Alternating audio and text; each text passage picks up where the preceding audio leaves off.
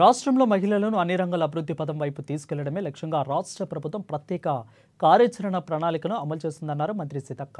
ఇక మహిళా అభివృద్ధి సంక్షేమంతో పాటు సాధికారత లక్ష్యంగా వివిధ కార్యక్రమాలను అమలు చేస్తున్నారు.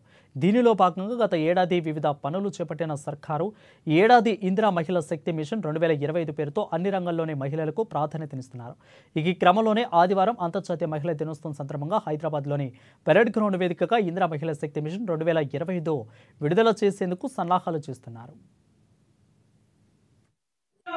ఎట్లయితే రక్షించగలుగుతారో ఆ ఊర్లో కూడా తల్లులందరూ కూడా యాక్టివ్ గా ఉండి తల్లులు తమ బాధ్యత ఈ ఊరు నీట్నెస్ ఈ ఊరు మెయింటెనెన్స్ అనుకుంటే ఖచ్చితంగా కష్టకాలంలో ఒక తల్లి కుటుంబాన్ని ఎట్లయితే మంచిగా మెయింటైన్ చేయగలుగుతుందో ఒక ఆర్థికవేత్తలు ఫస్ట్ ఎక్కడో లేరు.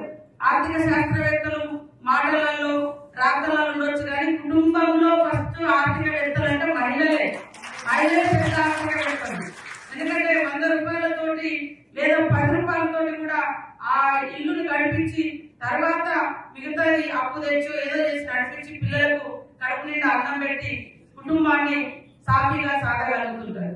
కాబట్టి ఖచ్చితంగా ఇంకా మహిళల మీద బర్డెన్ పడకూడదనే ఉద్దేశంతో ఫస్ట్ ఫ్రీ బస్ పెట్టడం వాస్తవానికి. ఇప్పుడు మీరు ఇక్కడికి వచ్చింది డబ్బులు లేవు, హైదరాబాద్ నుంచి ఇంటికి పోవాలి, డబ్బులు లేవు, పోవడానికి అవకాశం ఒకటి. కొంతమంది వ్యతిరేకించారు. నేనేమంటా అంటే సరే నచ్చిన వాళ్ళకి నచ్చకపోవచ్చు కానీ ఇదైతే పేదవాళ్ళకి అయితే ఉపయోగపడుతుంది కదా.